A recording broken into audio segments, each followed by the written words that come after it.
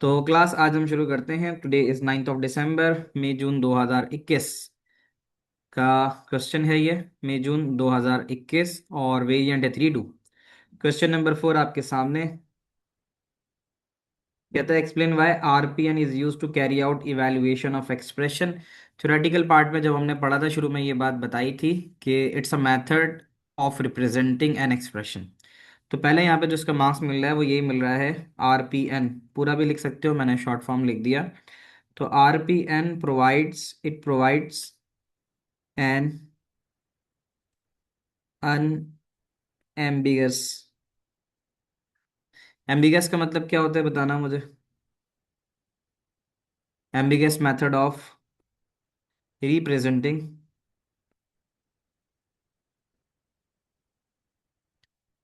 An expression. An expression.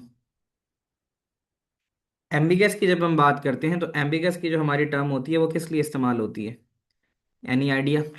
कि हम जब कहते हैं कि यार ये चीज़ एम्बिगस है, एम्बिगस हम उस चीज़ के लिए इस्तेमाल करते हैं जहां पर हमें किसी चीज़ को सॉल्व करने में इबहाम हो। इबहाम समझते हो उर्दू में इबहाम किसे कहते हैं? यानी वी आर डाउटफुल। ठीक है, स्ट्रेट फॉरवर्ड बिल्कुल सही है। तो एम्बिगस में कहते हैं ना, जब हम बात करते हैं कि भाई अन एम्बिगस का, ये कह रहा है कि it provides an unambiguous. तो अन एम्बिगस का मतलब क्या होता है? कि जिसमें कोई शको शुबा ना हो। ठीक है ना, it's straight forward and clear, ये चीज होती है। तो इसमें कोई शको शुबा नहीं है। Is it present N ambiguous method. It's a simple और स्ट्रेट फॉरवर्ड मेथड, जैसे माजिद ने कहा, for of representing an expression. तो ये बात अगर आप लिखते हो तो 1 मार्क आपको मिल जाएंगे। क्लियर मेथड सही है ना, साथ ने बताइए बात। उसके अलावा हो सकता है reading from left to right. जब हम ये लिखेंगे ना, reading from left to right, इसका हमें दूसरा मार्क मिल जाएगा। 2 मार्क इसके मिल जाएंगे। और फिर अगर हम ये लिखते हैं विदाउट नीड ऑफ ब्रैकेट, तो ये तीसरा मार्क है। तो बेसिकली ज्यादा इसलिए लिखवा देता हूँ कि भूल जाओ तो याद रहे। Without need to use without need to use brackets.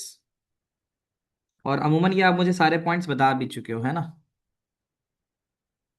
नहीं, साद अभी हमने नहीं किया वो। ठीक है, without need to use brackets. यहाँ तक हमारे पास इसके 3 मार्क्स का था, तो हमने मतलब 2 मार्क्स का था, हमने इसके 3 पॉइंट्स लिख दिए। होप ये बात आप लोगों को समझ में आएगी। ठीक है ना। और इसमें हमें फिर जो है वो बॉड मास वाली बात इसमें नहीं रहती, with no need of rules of precedence. तो ये बात हम चाहे इसमें लिख सकते हैं कि रूल्स ऑफ प्रेसिडेंस की जरूरत नहीं हो सकती। तो with no need for rules of precedence, for rules of precedence, that is जो BODMAS you rule use कर रहे हो। तो बच्चों यहाँ तक बात क्लियर है? Identify with a reason a data structure that could be used to evaluate expression in RPN। अब डाटा स्ट्रक्चर तो बहुत सारे होते हैं ना, हमने जो पढ़े थे। तो इसमें एक डाटा स्ट्रक्चर और है, स्टैक तो हम यूज करते ही हैं। पहला तो आपको पता है कि स्टैक हम यूज करते हैं। एक और चीज होती है बाइनरी ट्री, जो हमने पढ़ा नहीं है। तो मैं उसका तुम्हें बता देता हूँ थोड़ा सा आइडिया। बाइनरी ट्री एक चीज होती है। तो उसमें तरीकेकार ये होता है कि जैसे मैं फॉर एग्जाम्पल लिख रहा हूँ ना, A+B। बाइनरी ट्री इस तरह से होता है कि मैंने एग्जाम्पल लिखी A+B। उस A+B का बाइनरी ट्री ऐसे बनता है कि ऑपरेटर जो है वो ऊपर रहता है, और उसके लेफ्ट साइड के ऊपर ऑपरेंड आता है, एंड देन राइट साइड की तरफ ऑपरेंड आता है। मैंने ये एक्सप्रेशन लिखी है अभी, A+B। तो बाइनरी ट्री में इसकी जो रिप्रेजेंटेशन होगी वो मैं अभी यहाँ पे आपको बना के दिखा रहा हूँ कि first I will make plus sign. जो ऑपरेटर है वो हमारे पास बाइनरी ट्री होता है ना, बाइनरी ट्री, बाय का मतलब दो, एक ट्री और उसकी 2 शाखें। तो बाइनरी ट्री की जो रिप्रेजेंटेशन होती है वो इस तरह से होती है कि आपके पास अगर कोई एक्सप्रेशन है, आपके सामने A+B मैंने लिखा हुआ है, तो उसको यूजिंग द बाइनरी ट्री अगर हम करेंगे तो वो एक्सप्रेशन हमारे पास इस तरह से नजर आएगी, जैसे मैंने आपको अभी बना के दिखाई है। तो बाइनरी ट्री में भी हमारी एक्सप्रेशन इवेलुएट हो जाती है। ये भी मैं आपको अभी मजीद बुक से भी इसका रेफरेंस दे देता हूँ। And the other method for doing this is using stack. तो स्टैक में आप लोगों ने देखा था कि स्टैक के अंदर अगर हम इसका इस्तेमाल कर रहे थे, तो स्टैक में इसका इस्तेमाल इस तरह से होता था कि एक स्टैक बना हुआ होता था, और उसके अंदर जो भी आइटम्स होते हैं, जैसे A+B है, तो स्टैक के लिए हम ये करते थे कि जो भी आइटम इसके होते उसको हम इसमें पुश करा देते। तो फॉर दैट स्टैक जो है, हम यहाँ इसको इस तरह से बना सकते हैं ये बनाया, ये एक लाइन बनाई, एंड देन ये एक लाइन बना दी। तो अब यहाँ इस तरह से देख सकते हो कि when we are doing it through the stack, अगर हम स्टैक करेंगे तो स्टैक में ये इस तरह से रिप्रेजेंट होगा, जो भी आपके सामने मैं यहाँ बना के दिखा रहा हूँ, कि हम पहले ए को डालेंगे। यहाँ देख सकते हो अभी कि we will first start with A in a stack. हम ए को पुश कराएंगे, ये देखो ये स्टैक बना दिया। इसमें हम ए को पुश कराएंगे, इसके अंदर हम बी को पुश कराएंगे, और उसके बाद जो है हम इसके ऊपर ऑपरेटर लिख देंगे। तो उसने पूछा है आइडेंटिफाई विद द रीजन। वैसे तो हमें ये आंसर थ्योरेटिकली देना है, बट आपको समझाने के लिए यहाँ इसको मैं बना रहा हूँ। क्या ये बात यहाँ समझ में आती है आप लोगों को? तो ये तो मैंने लिख दिया ए बी प्लस करके।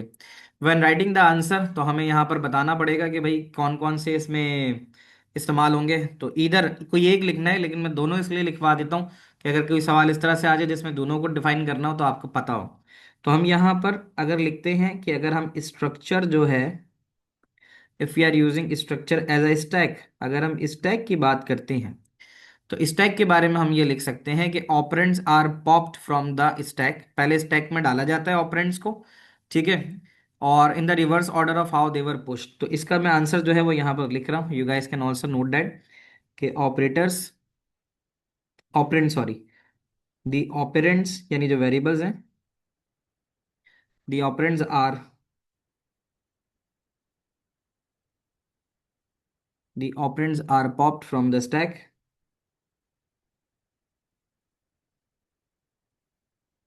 Sir does this RPN and all part of algorithm chapter because is me binary आ रहा है। नहीं समझ में आया मुझे फातिमा तुम्हारा सवाल, रिफ्रेश करो। The operands are pop from the stack, the operands are pop from the stack in the reverse order, in the reverse order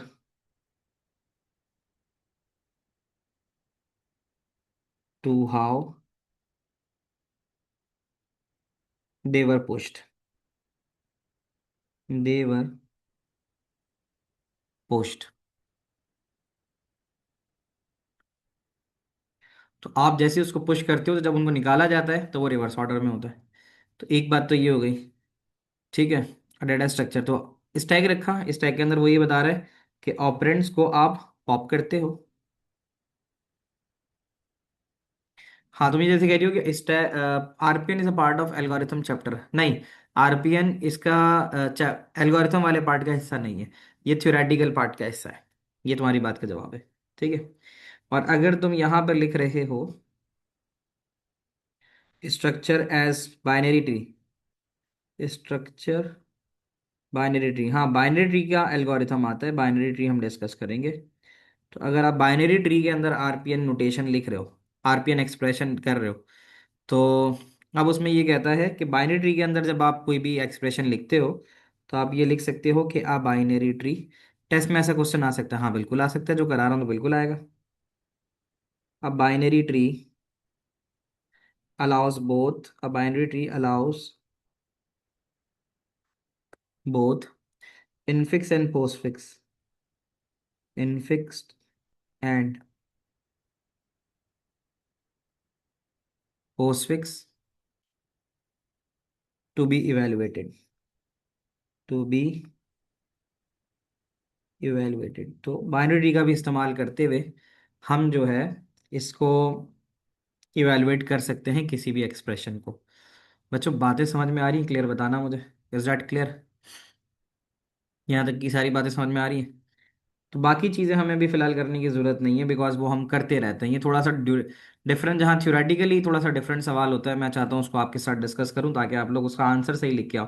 majority part यहीं पे बच्चे ख़राब करते हैं कि उनको समझ में आ जाता है और वो एक्सप्रेशन इवैल्यूएशन वाला, इनफिक्स वाला, ये सब सही कर लेते हैं, लेकिन जब लिखने के ऊपर बात आती है तो वो फिर थ्योरेटिकली जो है ना उसको सही से लिख नहीं पाते। आगे चलते हैं। तो ये वाले सवाल बाकी तो आपने जो भी किए होंगे वो सब रिपीटेड टाइप के ही आ रहे होंगे, तो अब मजीद आरपीएन के अंदर नहीं करते हैं, अब हम नए टॉपिक की तरफ शुरू करेंगे। We are going to discuss about the recursion. तो मैं उसकी तरफ आ रहा हूँ, रिकॉर्डिंग ये वाली यहाँ रोकते हैं, नई रिकॉर्डिंग स्टार्ट करेंगे रिकर्जन के लिए।